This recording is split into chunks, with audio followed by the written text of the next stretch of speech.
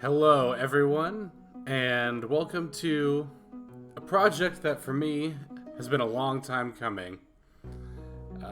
Ever since I first played this game, I thought to myself, I've always wanted to do Let's Plays, and this would be the perfect game, I think, for me to Let's Play. This is Stardew Valley, which is one of my favorite games in recent years, and is a top contender for me for favorite game of all time. We're going to go ahead and start a new file here. Oh, geez, I kind of forgot about this whole process.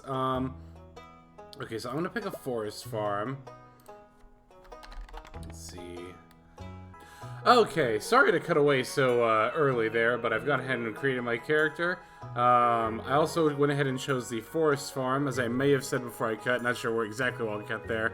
And we'll see why we chose the forest farm later. So I'm going to go ahead and keep the intro on as well, in case you've never seen this game before. And also so I can talk a little bit, just very briefly about, I don't know, just what I'm doing here. It's always been, like I said, I've kind of always wanted to do Let's Plays, and as soon as I started playing this game, I knew that this was the game I wanted to Let's Play first. This game just has a really special place in my heart, not even for, like, many reasons other than that it's just that good of a game. I grew up on games similar to this, like, Harvest Moons, and Animal Crossing, I guess, is somewhat similar to this game. And this game is just a total love letter to those kind of games. A love letter and an improvement in many, many ways. Yeah, so sorry to kind of talk over the intro here, but more or less the gist of what's happening here is this is our grandpa. He's not doing so hot, but before he passes, he's going to give us an envelope, and we'll go ahead and see what's inside that envelope here pretty shortly. There's actually not a whole lot of cutscenes or, like, story to this game. None of this caliber, anyway. Again, we'll see. It's actually been a long time since I've seen this opening cutscene. I normally skip it. In fact, I think I've only seen it the one time, the first time I played. Ew, I just noticed this dude is licking his lips. Do you see him? You see this guy right here? And then somewhere, yeah, right here, there's a skeleton at one of the computers. So we work at Joja, which is kind of like the Walmart of this world. It's a big corporation. And as our grandpa said, we're getting fed up with our life here, so we're going to open this envelope that he gave us. I'm not going to read the on-screen text. I'll just leave it up here for a moment and let you go ahead and read it. And yes, he's left us his pride and joy, one crappy farm. I don't know, I can never think of a good, oh, and let's make sure to say hi to Lewis. I can never think of a good name for my farm. Or for my favorite thing. As you can see, I went the full cheese route and put love. But here's our opening screen right here.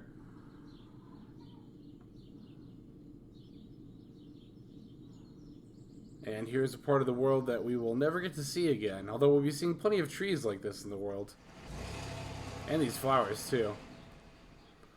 Actually, I'm trying to think if these are... Well, we'll get into that later.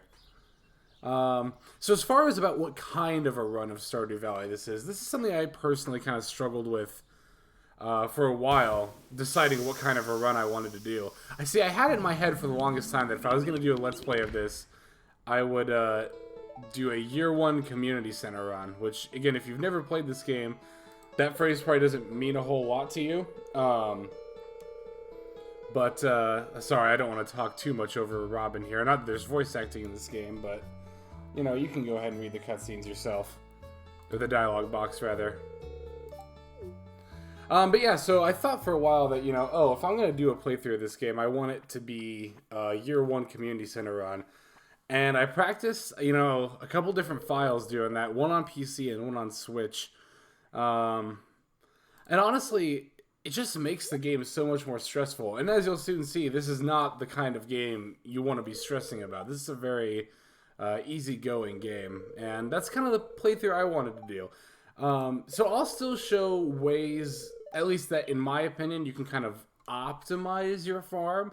But I won't be too much of a tryhard. I'll just be casually trying hard in this Let's Play. So Robin's showing us our home with our farm, if this is what you can call it. And there's a dude inside of it. Oh, this is Lewis that our grandpa was talking about. Oh, and did I miss the box where the whole reason I named it One Crappy Farm was for a dialogue box I'm pretty sure I just missed. Where Robin goes, wow, this is one crappy farm.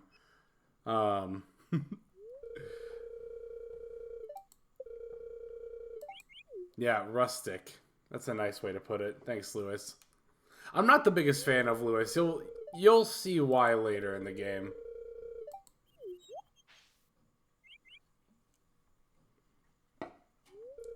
Taking a sip of my drink here.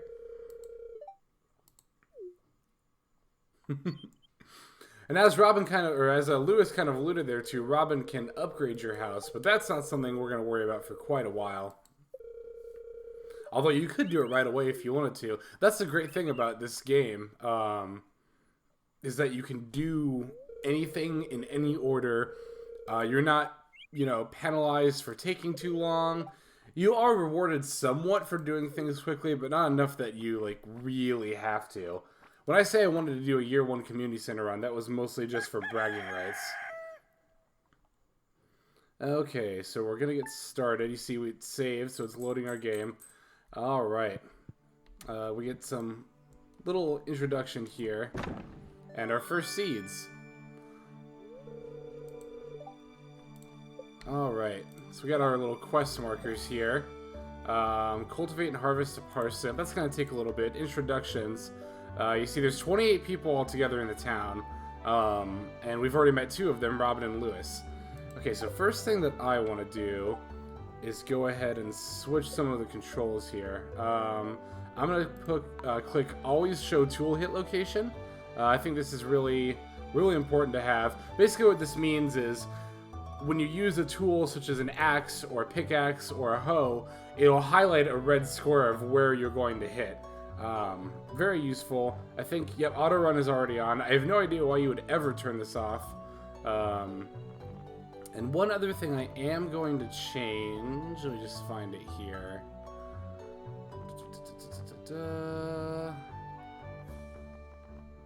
Oh, come on. Where is it? Here we go. Access menu. I always set the menu to the spacebar. I think that's just a lot easier for me personally. Because I can kind of rest my thumb while I'm in the WASD position and just bring it up. Like so. So you can also use the mouse wheel to change between your items up here. You don't have to use the 1 through 10. One thing I do want to do is check the TV. This is something you're gonna want to get in the habit of doing every morning when you first wake up. It's not super important for the first couple of days, but you always want to check the weather. Fortune teller you want to check most of the time. I'm not sure if this is the same every single time, if the spirits are always very happy on the first day. I know the weather is the same the first 3 days every playthrough. Then there's this show, Living Off the Land, which will just kind of give you helpful tips throughout the game. But I don't really need those. So we're going to go out here, and first thing we want to do is start clearing some of this land out. So we're going to take our scythe here. You can use the scythe to cut down these bushes, as well as this grass. Now this grass here, the kind that waves when you walk through it, you actually want to keep most of it on your farm around. You don't want to cut it until later. But this area right here we're going to clear out. Because we gotta make some room for our seeds to grow. Okay. So I'm going to go ahead and switch over to my axe here. You know what? I'm actually going to swap the order of these. Because when I normally play, I prefer to have it in... This order's fine. Yeah, that's fine. Normally, I like pickaxe. Another item we'll be seeing. And then, like, watering can. Usually, I hit my axe and my hoe. After that, doesn't really matter. But that's just the order I like to put things in. Okay. So, like I said, we're going to go ahead and clear out this land here. This is the first thing you'll want to do. And I do have enough room to plant 15 seeds, but I want to clear more of this away because I actually plan on planting more than 15 seeds on my first day. You can see we have 500 gold to start off with, and I'm going to be using literally all of that gold to buy more parsnip seeds. I don't know if maybe other kinds of seeds are more quote-unquote efficient to buy, but this is, again, just usually how I do it. Okay. Switch over to the axe to get this and this. And I am going to go ahead and cut down this tree right here just to get it out of the way so I can see my farm more clearly.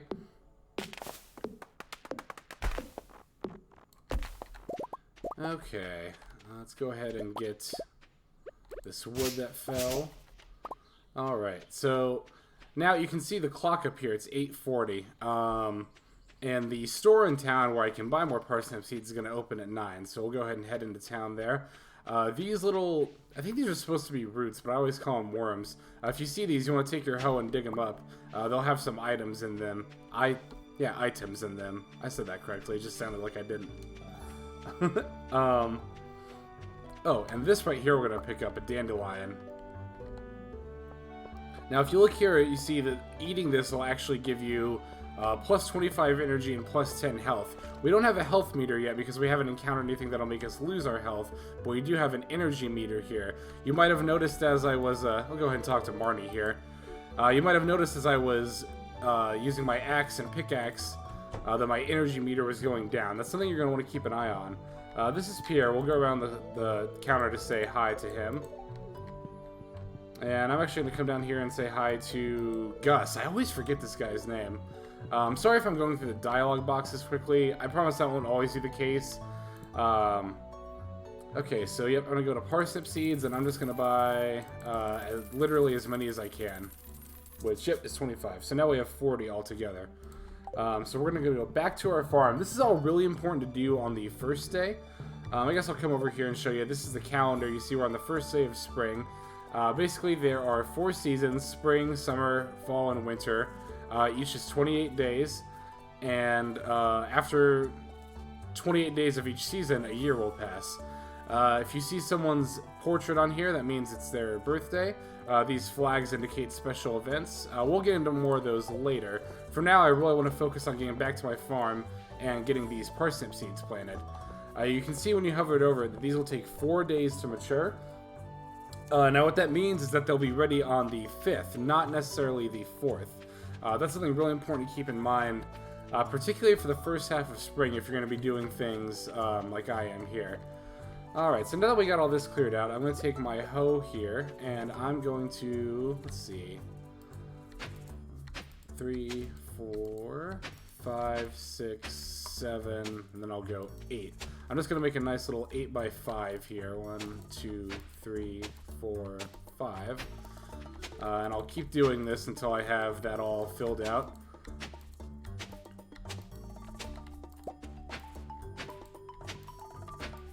And you can, again, you can do this any way you want. Anywhere that there's yellow dirt here, you can hoe that land into this kind of brown soil.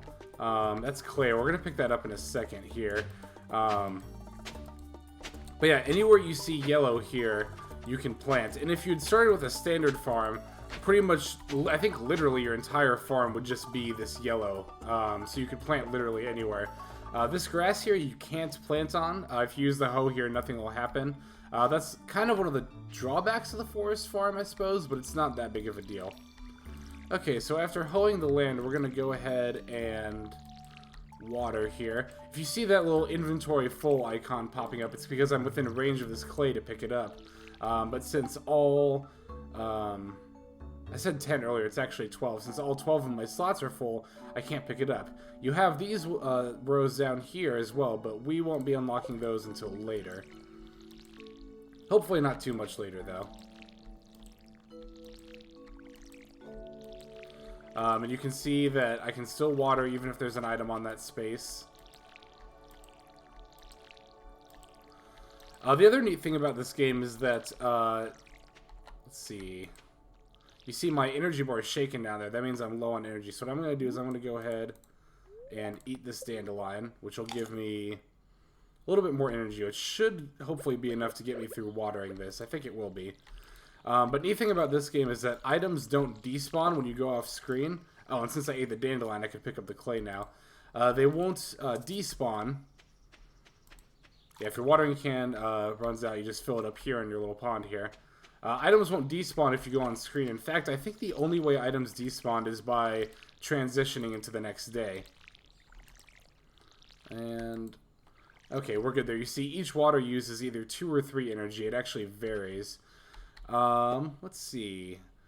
So next thing I'm going to want to do is get more food to get more energy, because I do have other things I want to do with the day. You see, it's still only 2 p.m. In order to get more food, I'm actually going to go ahead, and normally I would never recommend doing this, but I'm actually going to go ahead and throw away this clay just to open up a slot here. Although I suppose I could have done that by just planting my parsnip seeds, which I need to do anyway. So that was kind of dumb on my part, but 1 clay is not that big of a deal. We'll be picking up plenty, and we won't need any until probably later in the spring, ideally. Maybe early summer, but I should be using that clay by mid to late spring. And you can actually see I made 1 row too many here, so I used up a little bit of unnecessary energy there. So next thing we're going to want to do is go ahead and look for some, as I will call them, forageables. Forageables being things like dandelion that you can find on the ground that you can eat, like this over here. This is a leek. I'm going to go ahead and pick this up. It'll add it to our inventory. You may have noticed that using the scythe actually did not consume any of my energy. Nice little feature so that you're not completely trapped by all these obstacles. You can at least cut through the bushes. Now, I was able to find a leek on my farm, but that is because I have the forest farm. If you start with a standard farm, I don't think forageables will ever spawn on the forest farm. To find forageables, you're going to want to come south like I'm doing here. And I could just hunt around the general area for leeks and dandelions. I see one over there, so I'm actually going to go ahead and take this. And I'm going to eat the dandelions specifically. The leek I do want to save for a little bit later. You'll see why. But I am actually looking for a specific kind of forageable that only appears in early spring. And it only appears in a specific area. I'll go ahead and show you where that area is now. Oh, this here is Haley. Yeah, I believe even if it says that, it'll still count as someone for introductions. I think, because we met 3 people in Pierre's shop. So yeah, that still counted, even though we technically didn't talk to her. We can actually do that now, but I won't bother. Go ahead and eat this dandelion to free up a slot, get a little more energy. So as I was saying, early in spring, if you come down south of your farm and come down south here in about these areas, unless I'm just getting really unlucky and none spawned, normally in these patches here, you'll see green onions spreading out of the ground. And it looks like, wow, despite having very good luck, there aren't any here. Huh. Well, so much for showing that. That's alright, though. We will go ahead and go there tomorrow and almost assuredly the next few days, looking for those green onions. That's, in my opinion, the best way to get free energy early on in the game, the first few days here. I'm a little miffed, actually, that nothing showed up down there. I really wanted to show that. And being a very good luck day, those should have spawned. So when I first watched the TV, geez, I feel like there's so much to explain here in the early game. When I first watched the TV, you might have noticed that the spirits were very happy. In fact, I pointed it out. This means that things like forageables are more likely to spawn, as well as some other things too that we'll get into later. So next thing I want to do, and I really hope I have enough energy for this, I think I should. I'll eat the leek if I have to, but next thing I want to do is gather 50 wood to make a treasure chest. If you chop down trees and the stumps, I think that should give you about 20 wood. We had 28 to start with. You can also get wood by hitting these logs here. They only go down in 1 hit, but they only drop 1 wood. Oops. So we'll go ahead and do this, and that's 49. So let me just find 1 more log for 50. Okay. So I'm going to make a treasure chest, and I'm going to put mine right in front of my house. Even if you have treasure chests outside, it's not going to, you know, the game, no one's going to come up and take things from them, essentially. So to make a treasure chest, we're going to go into here, and we're going to go to crafting. And you can see there's quite a few things we can craft right off the bat. Again, first thing you're going to want to make, though, is a treasure chest. Now I'm going to take my treasure chest and put it right here. Go ahead and open it. You can see it's got 36 rows of storage, which is very nice. I'm going to put everything except my tools in there. And actually, even then, I think I will put my hoe in there. And up here, you can change the color of the treasure chest on the fly, which is really nice. I'm going to go ahead and make it pink. And I think I am going to rearrange these like so. As you can kind of tell, the screen's gotten a bit darker here. That means it's getting close to nighttime. I'm going to go ahead and refill my watering can. I've got a little bit of energy left, so I think what I'm going to do with that is... Let me see something real quick. I want to build a campfire. I'm going to need 10 wood for that. And I believe I have 10 stone already. Let me go ahead and double check my chest here. I do. So I'll actually go ahead and take these back out, and then let me get 10 wood here real quick. That was 4. Oh, yeah, because we're not going to have enough, are we? Enough energy, that is. You know what? That's fine. I'll go ahead and eat this leek. You see that gives me a decent little bit of energy. Should be enough to cut down another tree. Let's go ahead and cut down one of these ones down here.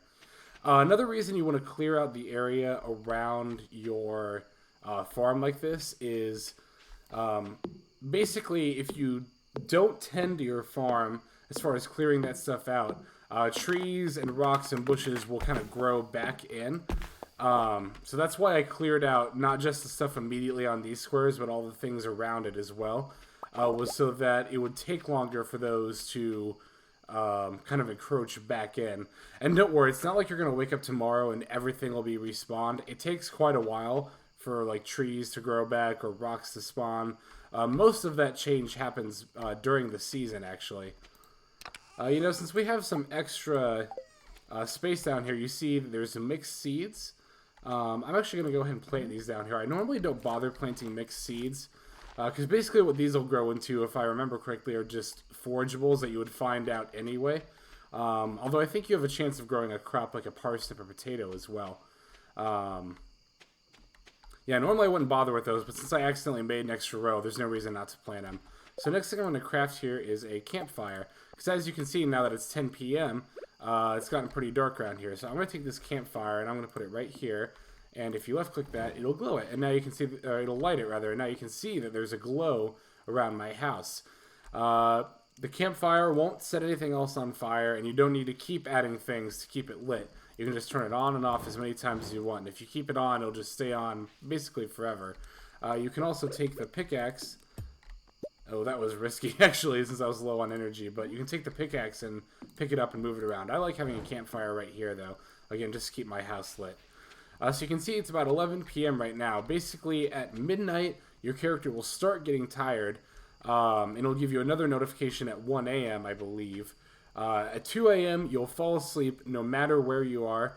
You really don't want to fall asleep outside, even if it's on your farm. You do want to go into the house. Basically, if you fall asleep outside, you will still get transported home, but you'll have less energy the next day, and you'll also get charged, if you have money to take, you'll get charged a monetary penalty for it. So to end the day, you just go in here in the bed and go to sleep for the night. And that is it. That is the end of the first day of Stardew Valley. You can see the progress saved automatically. That's the only way to save the progress, is to go through each day. So first things first, I'm going to check the day here. Weather, I believe, will be sunny again. Oh no, it's going to rain tomorrow. That's the other thing too. The forecast will tell you about the next day's weather, not the current day's weather, which is very helpful. So it's going to rain tomorrow. It always rains on the third day. And fortune teller says birds are very happy. Okay, so hopefully this means there will be some green onions for us to find. But you can see our plants here have started to sprout. You can also see that one of our tiles filled back in.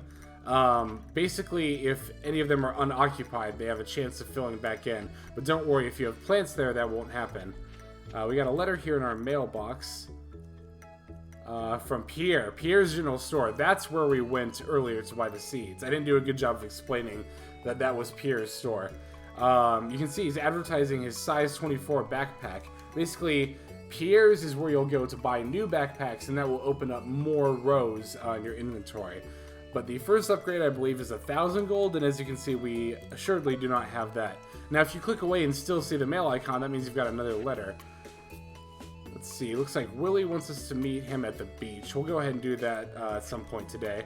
First things first, though. First thing you want to do at the start of every morning is go ahead and water your crops here. Now, you don't necessarily have to do it at the start of the morning. Basically, you can water your crops at any point in the day, even at like 1:30 in the morning, right before you're about to go to sleep. They will still count as watered for that day. You'll still get a day of progress in growing them. So, I, though, prefer to water in the morning as soon as I wake up, just so I don't forget to do it. There have been times, you know, where I've been like, oh, I'll just water later so I can go ahead and get started on doing this other thing today. Lo and behold, I go home, you know, it's almost 2 a.m., I'm rushing to get in the house, and then I go to sleep, wake up the next day, realize, oh, I never watered my crops that day. So, like I said, I just like to go ahead and do it early. Get it out of the way. We won't be using nearly as much energy at the start of this day because we won't have to till all this land and clear it all out and stuff. Oh, you can see we're out of water again. We'll just come down to the pond to do that. And again, sorry that this first episode is going to be very, like, informative. It's just kind of how it is at the start of the game. I promise I won't be blabbing about game mechanics the entire time. So I'm going to go ahead and put all this stuff back away here. This is the organize button, which will sort the items in your chest. Very useful. I find myself, ever since I, you know, started playing this game, now when I go back and play Minecraft, I'm always like, I wish there was a sort button in Minecraft for the treasure chests. Sorely needed. After playing this game, you get spoiled a little bit, or at least I did, and I just was not into manually sorting.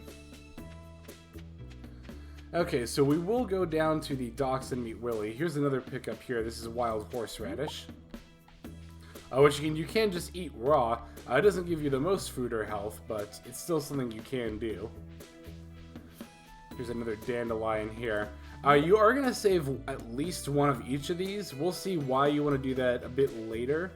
But, you know, it's still early spring. These first few days, don't be afraid to just go ahead and eat them. Okay, so here are those onions I was talking about. The first few days of spring, these will just show up down here. And early game, this is probably, in fact, this is definitely the best way to get energy for free without spending any money or energy. So we'll go ahead and pick all these up. You might notice here that some of these I'm picking up are regular, some have a silver star, and some have a gold star next to them. Well, if you look at the actual health and energy upgrades next to them, you can see that the higher the quality, the more energy and health it'll restore. The other difference is that the higher the quality also indicates how much that item will sell for. You can see there's kind of like a sewer drain and unfortunately a bunch of trash down here. We can't do anything about this. We can't do anything about this right now. And that trash, it bothers me. We can't do anything about that ever in that game. That trash is always going to be there. Which, I don't know. I'm not like much of... I wouldn't call myself an environmentalist necessarily, but when it comes to the beaches and the ocean, I do have a bit more of a passion of keeping those clean. Not that I'm like, you know, oh, I'll litter on land, whatever. I don't litter at all, and neither should you. But it's just, when I see trash on the beach and in the ocean, it just breaks my heart. Now, let me go ahead and show you something here. You can check these trash cans for items. They won't always be one, but sometimes you'll find... Okay, see, we got broken glasses here. These are actually, and you can even see it says trash under broken glasses. These you can just go ahead and throw away. But sometimes you have a chance of finding food or items in the trash cans. The catch though... Oh, here's another forageable right here, daffodil. The catch, though, is that if someone sees you digging through a trash can, I'll show you, like, with Lewis here. Oh, he didn't see me. If someone does see you looking through a trash can, they'll kind of be like, oh, what are you doing? And it'll actually count against you for friendship points. That's something I haven't really gone over yet. If you go over here to the social tab, you see that all the characters of the village are here. The ones we haven't met have question marks by their names. And there are hearts here. as you talk to the villagers more and give them gifts, a gift being literally anything you want from your inventory, those hearts will go up, and they will be more friendly to you. That'll unlock certain cutscenes with them, as well as enabling you to, with certain villagers, even date them or marry them. But that's more of like an in-game thing. Marriages, anyway. But the thing is, if you are digging through the trash can and someone sees you, your hearts with them will actually go down. But early in the game, when you don't have hearts with anybody yet, there's no real penalty for doing so. So early in the game, I like to rummage through the trash, especially because that's when it's going to help you a lot. Now this guy here is Willie. He owns this fishing shop right here, where he obviously buys fish, as well as fishing bait, and or whether he sells fishing bait and fishing rods.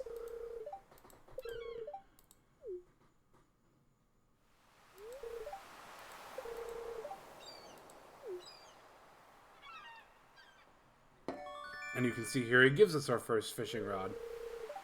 A bamboo pole.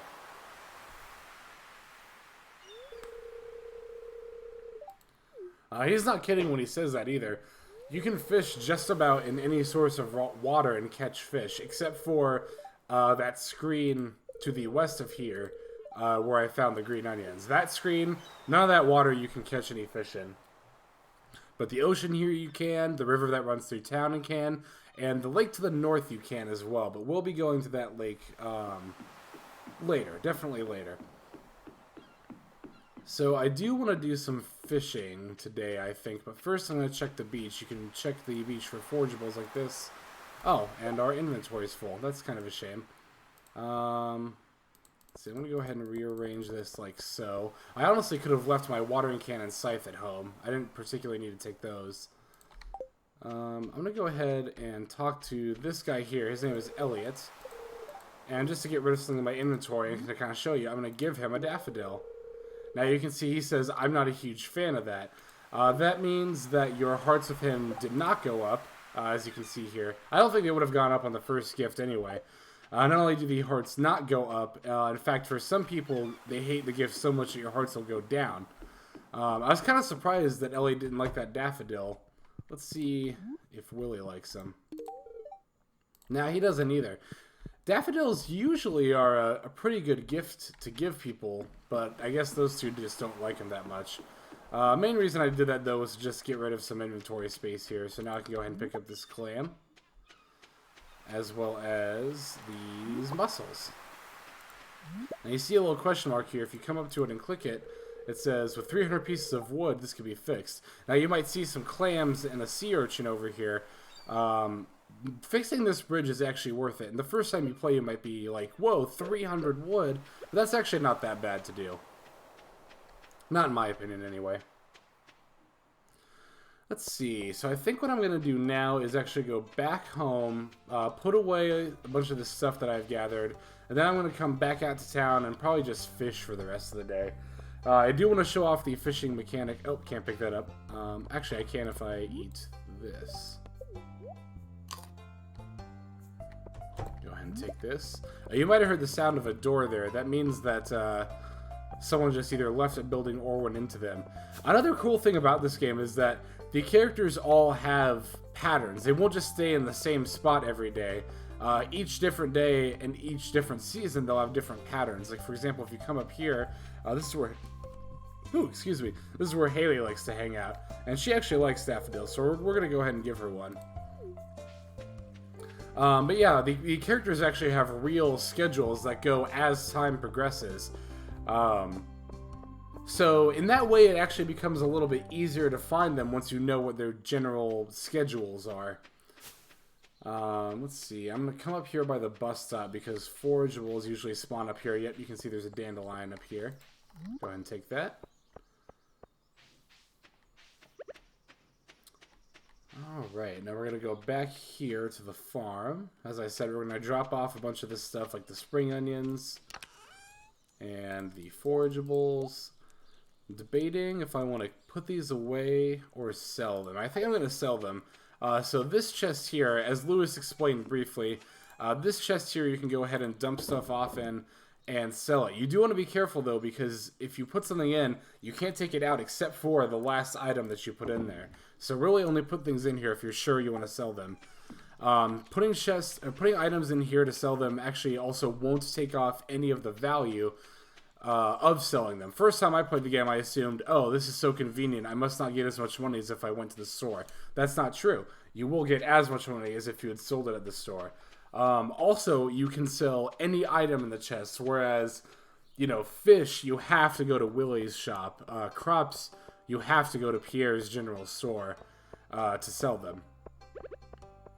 So I might have wanted to free up a few more inventory spots, but I kind of don't want to walk back. As you can see, it's already 4 p.m. And I do want to do some fishing. So I'm going to come down here and do a little bit of river fishing. So we'll take the bamboo pole here. The farther green the bar is, the further you'll cast out. The further you cast out, I believe, is a higher chance of getting a fish. I don't know that for certain. Now, fishing here, as you can see, is pretty simple. You just want to keep the fish in the green bar like so. First fish you catch won't go away, like it won't get hooked off. But normally if that bar on the right drops to the bottom, the fish will get away. Now the thing about fishing is, when I first played this game, and from what I can tell this is the case for a lot of people, it's going to seem really hard at first. I don't know, and maybe it was just me. It just took me so long to get the hang of fishing. Eventually, as the game goes on, you will get better at it. It's really just one of those things you have to keep progressing. But I remember Googling, you know, the first time I played this game, I remember Googling, like, why is fishing so hard, or how to make fishing easier. And I did see quite a few people who shared my sentiment. But as I said, you know, it's really just comes down to practicing. The more you fish, the easier it'll get over time. That is something you can fish up occasionally, is just trash. We'll go ahead and throw that away. But yeah, again, if you find yourself having a hard time with fishing, just go ahead and keep at it. It will get easier eventually. Another thing that'll make fishing easier that I'll show you after I hook another fish here.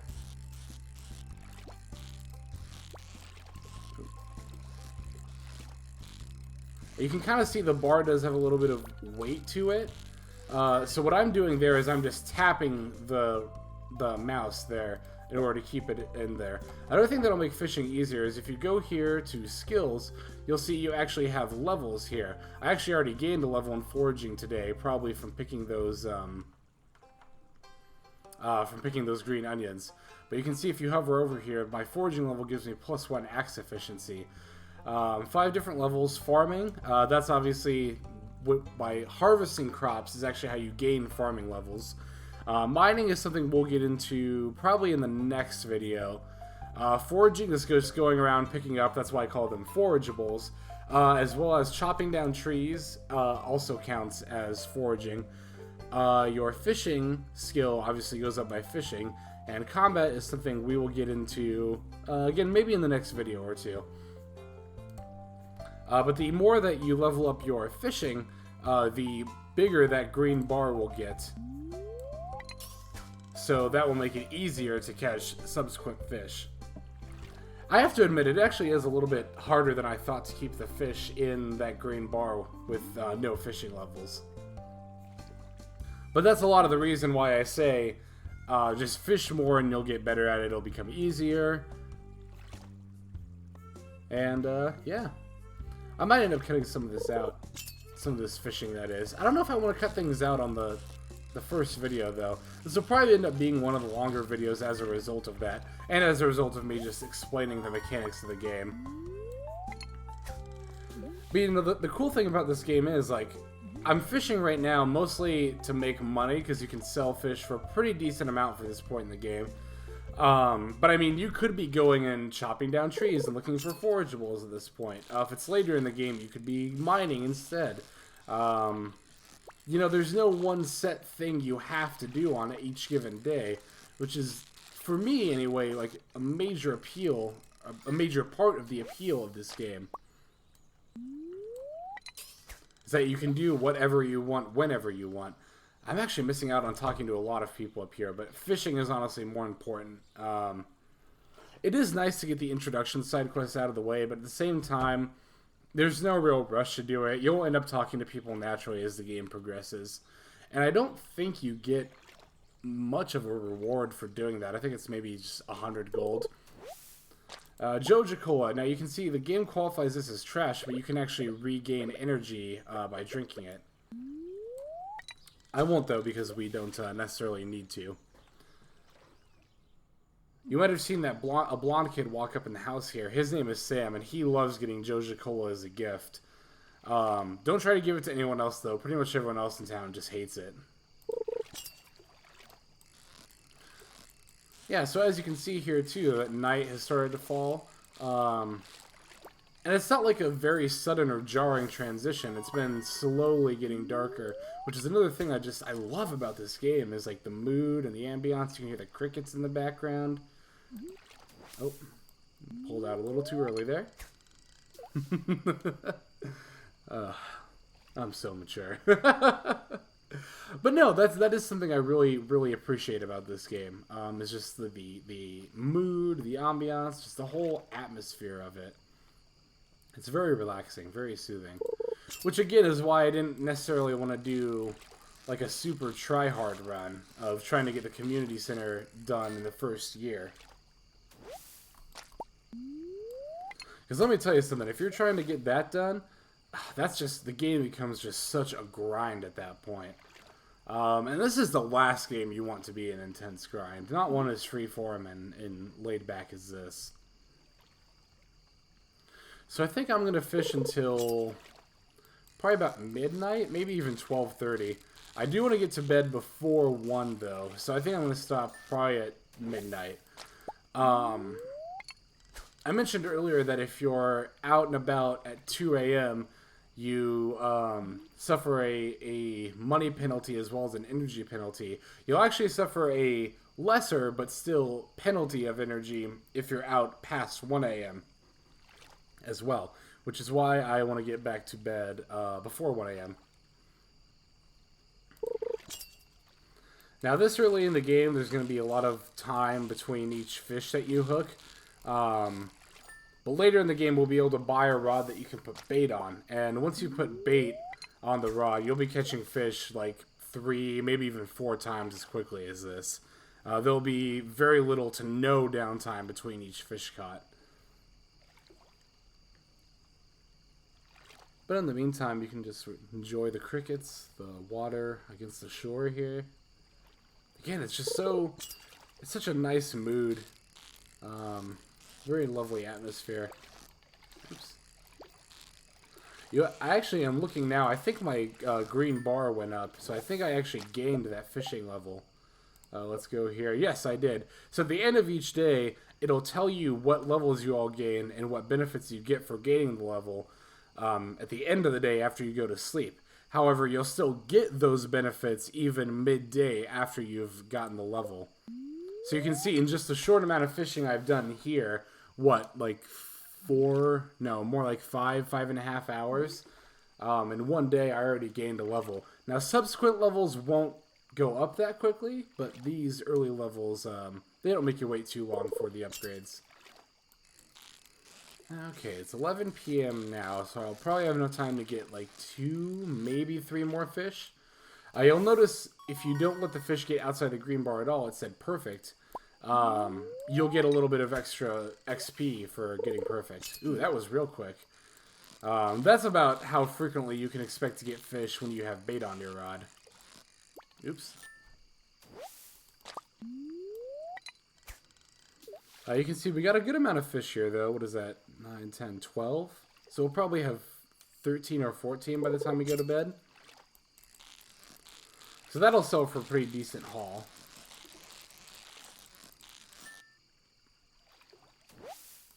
Okay. Yeah, I think this will be my last cast, and then I'll go ahead and head back to the farm. You can see Shane walking up here. He's going back home.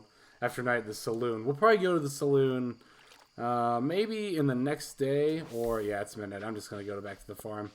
Maybe in the next day, or maybe in the next video. Since I haven't outright said it yet, I think how I want to do this is maybe 3 days per video. Seems like a pretty decent amount. As you can see, days go by relatively quickly.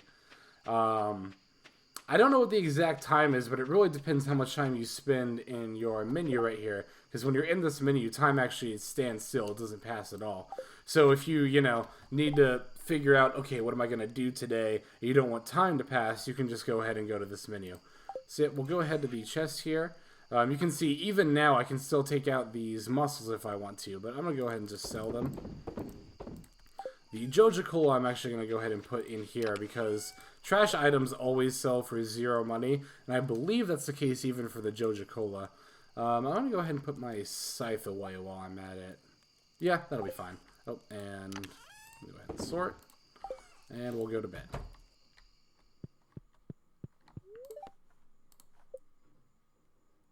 Alright, you can see now that we've gone to sleep, we get our level up. Level 1 foraging, we get a axe proficiency, trees will now drop seeds, and we also get a recipe, a field snack, which we'll use those seeds to make these.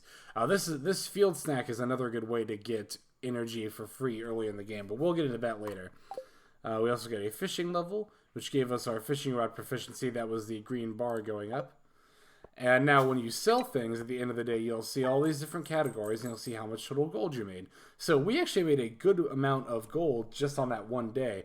You can see the clam counted towards foraging, but the mussels counted towards fishing. And yeah, if you go ahead and click this little plus, you can expand this menu and see exactly what everything sold for. So yeah, fishing is probably the best way to make money this early in the game. Take the probably out of it. It definitely is. Because you could walk around and forage for stuff and try to sell all of that, but I wouldn't recommend it. You can hear the rain sound effect. That means it's raining today. We'll go ahead and check the weather, see what it's going to be like for tomorrow. Looks like it'll be clear and sunny.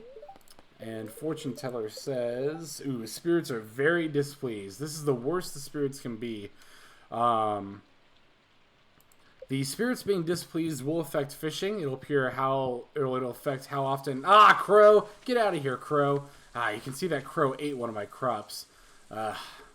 Unfortunately, there's not a lot we can do about that right now, which really sucks. But we'll figure it out. There will be something we can do about that here in a little bit. Jeez, I don't even remember what I was saying now. The benefit to the rain, though, actually, this is what I was about to get into. The benefit to the rain is that we don't have to water our crops today. So that'll be nice. So, let's see. I'll fill that up for tomorrow.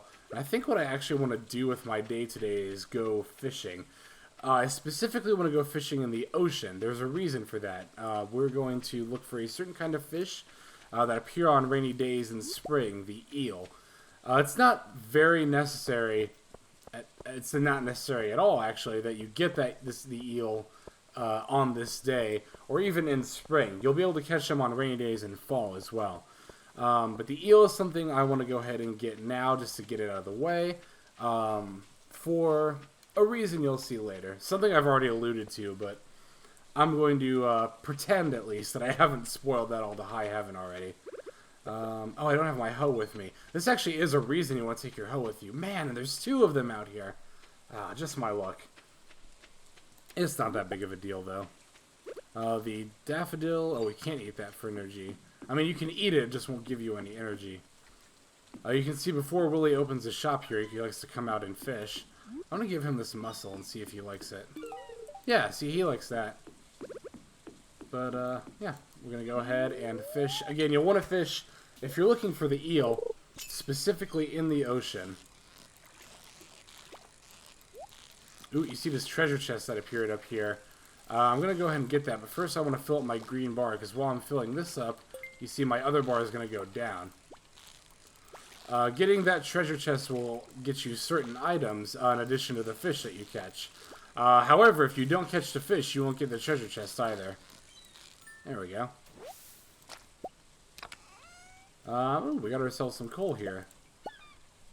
That'll be nice to have, probably later this in-game week. We'll probably see in tomorrow's video what we can use coal for.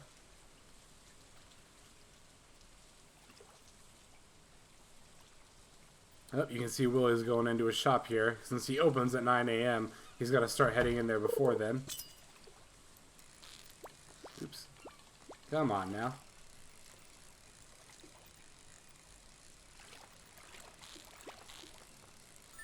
Yeah, you can see some fish like sardines are really easy to catch. I didn't even have to move the rod or the bar hardly at all. And sometimes you'll fish up seaweed, but you can actually eat this for energy, so that's not even a total waste. Fishing is actually pretty nice because you can you don't have to take food out to have energy over the day to do it. You can eat the seaweed and algae that you fish up. As gross as that is, you can do that and it'll give you energy back.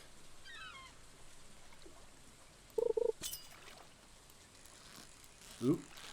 You can tell by the way that the fish move what kind of fish they are. I don't know what kind this is off the top of my head. Okay, looks like it's a halibut. But you can tell that it didn't sit at the bottom like the sardines did. You'll know an eel if you see one because it'll move pretty erratically up and down the bar. I might actually not even land my first eel because it might be a little bit too erratic for me to keep up with my level 1 fishing bar. But even if we miss it, that's okay. We've got all spring, all the rainy days in spring to get one, and even if we don't get one in spring again, all the rainy days in fall. This looks like another sardine here.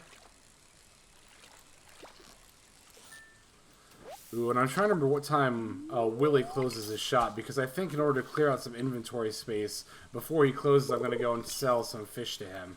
Oops. You see me quick on the trigger like that, I'm ready for an eel to come up.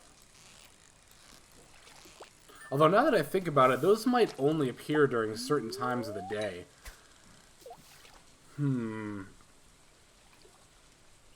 So I might even, because I think eels only appear at night, now that I really think about it. I was going to say, so I might be wasting my time. No, catching all these fish is still not a waste of time. The money earned will most certainly be worth it. Ooh, we get some creepy sound effects here when it rains as well.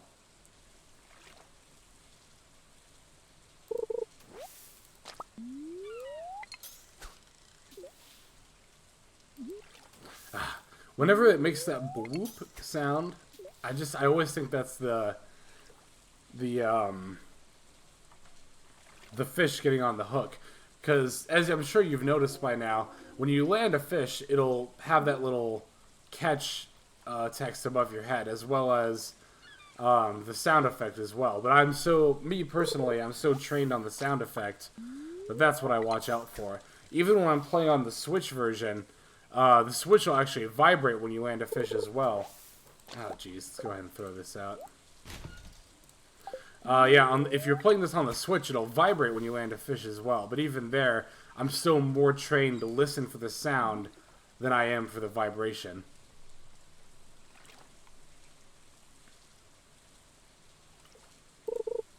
The Switch port, if you're wondering, for this game, it's decent. I would say playing on PC is preferred. I definitely prefer playing on PC. It's a lot easier to just do things in general because you get to move with WASD and you get to use the mouse. Whereas with the Switch you have to use joysticks, and that can be a bit of a pain. I wouldn't say it's unplayable though. I've heard a lot of people really Oh, see, I missed it because I was scratching my nose. But I've encountered a lot of people who say, oh, the Switch version is unplayable. No, don't listen to them. It's not unplayable by any means. As I was saying, I was actually working on... Oh, here's Sebastian. He's actually one of my favorite NPCs. I might try to go over and talk to him when I go sell fish to Willie. Yeah, as I was saying, one of my practice files for a Year 1 Community Center run was actually on the Switch, and I got pretty close. Well, here's the thing about those practice files. I never actually made it to the end of Year 1 on either of those files. The first time I practiced trying to do the Community Center Year 1, I was missing... It was on PC. Ooh, I think this is an eel. Hang on. Just the way it jerked kind of erratically there. Maybe it's not, though. I think they jerk a little more. Yeah, that's just another... Oh, that's an anchovy. Okay, I'm going to go ahead and take this opportunity to sell some fish before I forget to.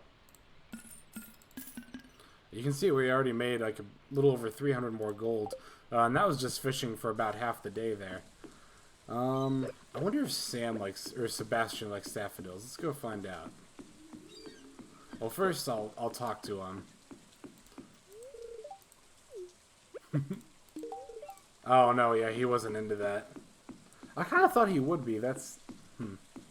Well, Sam said he wanted to be alone, so I'll go back over here. Not that it particularly matters. You can fish it next to him, and it won't, you know, make his hearts go down or anything like that. This looks like another anchovy. Oh, but I was talking about... Oh, that was a sardine. Oh, but I was talking about, yeah, my year 1 community center practice files. I had 2 of them, one on the PC, one on the Switch. The one on PC, I got to maybe halfway through fall, and I actually had a really good setup on that farm. I just wasn't anywhere near finishing the community center for multiple reasons, one of which is RNG based, which does kind of suck, but yes, finishing the community center in year 1 is actually ultimately luck dependent, because there's one item and only one item that you can only get in the second year, and you need it to finish a community center, which I think is a lot of bull myself, honestly, that they would do that, but it is possible to get this item year 1, but it's entirely luck dependent. There are also a lot of other items that you can technically get year 1, but you have to really, really grind to get, and the way that my farm was going, even though the farm itself was very successful, it just wasn't going to generate enough of the items I needed to finish a community center year 1, which was a shame. Now, my Switch playthrough is actually the luckiest playthrough I've ever had on this game. That one I'm at maybe the end of the first summer, I think, and I've got a pretty decent pathway to finishing the community center year 1 there. The reason I stopped playing that file, and honestly the PC file as well, is again because it was just so stressful trying to get everything done for the community center. Which I know I've been talking about that community center all video and we haven't seen it yet. Don't worry, we'll see it in, I think, the next video? Maybe the one after? I'm not sure. Because I think I have to walk up near it to actually trigger that cutscene. With that in mind, we actually might as well I might as well go ahead and show you that on my way back to the farm. Oh, okay, here's an eel. You can tell by the way it just shot up like that. Oh, come on. Oh, jeez.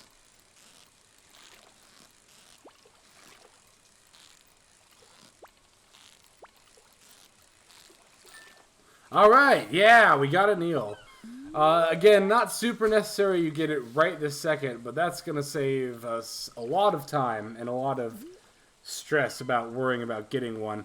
I might as well go ahead and say it. You'll want this for the community center. You need 1 eel for that. And again, I just like to get it out of the way here on the 3rd day of the first spring. Just go ahead and get the eel.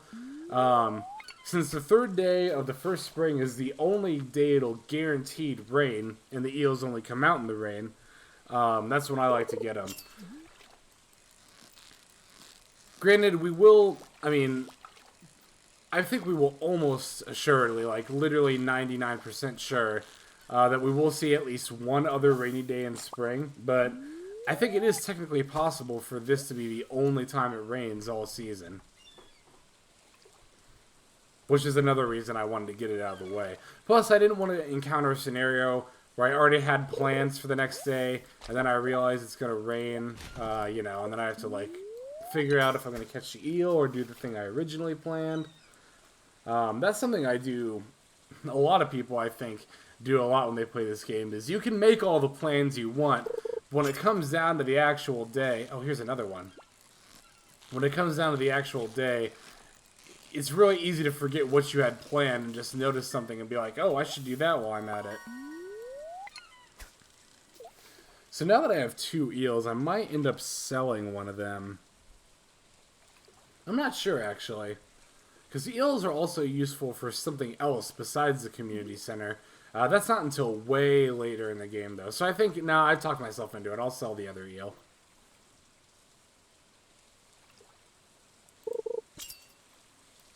Oop, I think here's another one right here.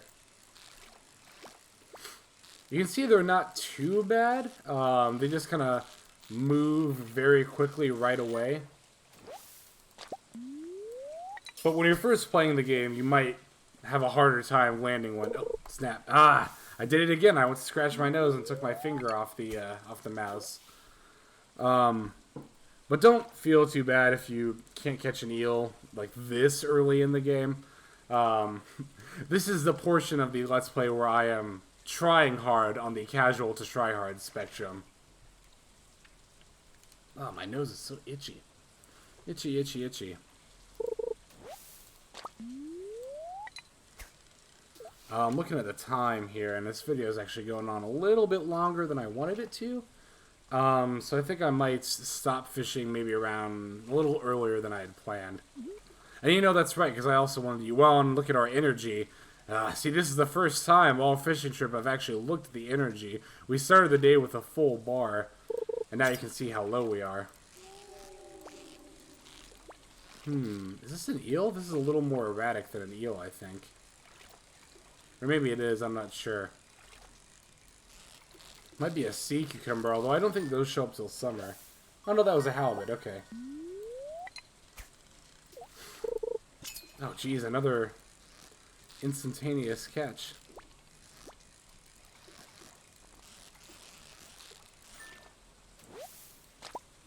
Okay, you can see I'm full on inventory slots, but I have another fish here. So now I have to decide I either have to get rid of something or I have to let it go.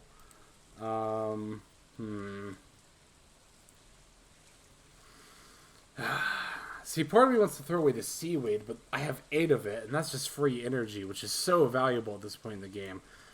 Later in the game, I'd probably throw out the seaweed, because coal is very useful. And I feel really bad doing this, but yes, I'm going to throw the coal away. And actually, since we're full on inventory slots, I'm just going to go ahead and head back. This way, again, we'll also have time to check out the community center before we head back to the farm. Oh, let's check the trash cans, too, while we're at it.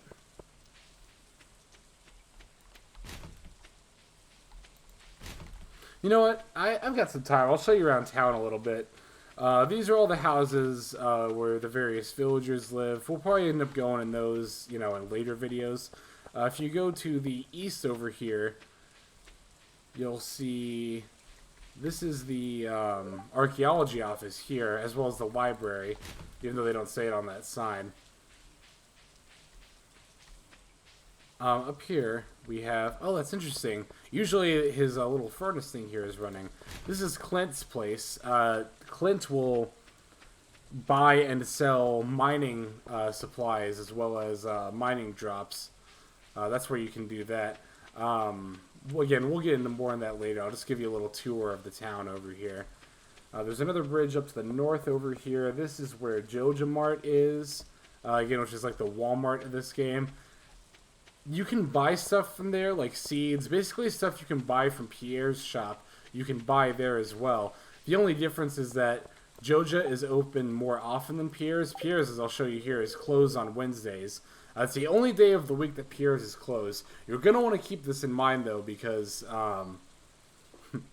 another thing that's really easy to forget, you can be like, okay, I'm going to go buy seeds today and plant more stuff. It'll be great, and then I'll have exactly enough time to do this and that. And then you realize... oh, Pierre's closed today. Here's the community center here. It's locked. We can't get in there just yet. There's more area to explore to the east and the north of that, but we're running a little bit low on time in the day, so I'm going to go ahead and get back to the house. But first I'm going to check this out. This is the Help Wanted board. You see, Elliot wants potato. So I'll accept the quest even though I don't have one. There's no reason not to accept a quest. You know what, another thing I'll show you here as long as we're at it is the saloon. The saloon is open. It's the only building open this late.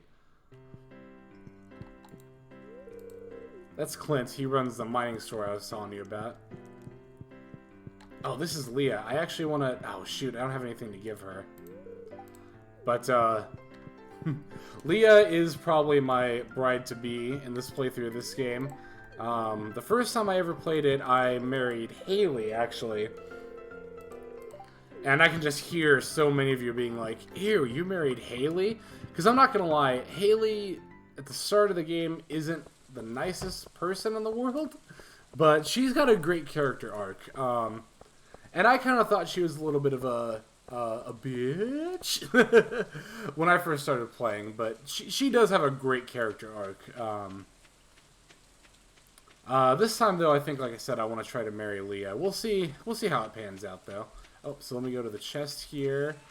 I'm going to sell these. I'm going to go to my personal chest here, put the seaweed away. Go ahead and put one of those eels away, and I'm going to sell the other two. And then we're going to go to bed, and then we're going to call it a video. So thank you guys so much for tuning in to my first episode of this Let's Play here. I'm really excited about Stardew Valley. I'm really excited to be playing this game. Also a good bit of cash, especially when you remember that we sold a little over 300 gold's worth of fish earlier today. So the eels, let's see, what's half of 170? 85? So yeah, the eels are worth, oh no, the halibut was worth more than the eels. That was worth 100 gold. Nice. Okay, so we will start the next video on day 4, and we'll figure out what we're going to do then. So thank you everyone so much for watching. This is Hexlex signing out. Have a good day.